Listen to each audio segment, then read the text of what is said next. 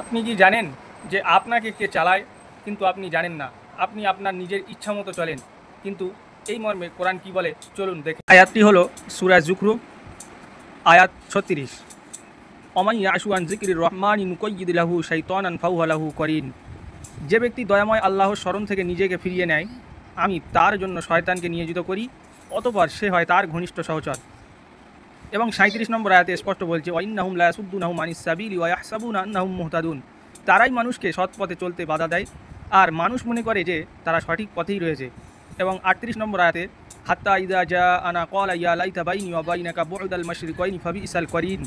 অবশেষে সে যখন আমার কাছে আসবে তখন শয়তানকে বলবে, হায় আমার ও তোমার মাঝে যদি পূর্ব পশ্চিমের ব্যবধান থাকতো, কতই না নিকৃষ্ট সহচর সে।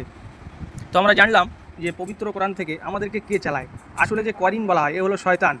এই শয়তান মানুষকে খামখেয়ালি চলার মতলব দেখায় আর মানুষ সেই অনুযায়ী চলে আর সে নিজেকে ভাবে যে সে সঠিক পথেই রয়েছে।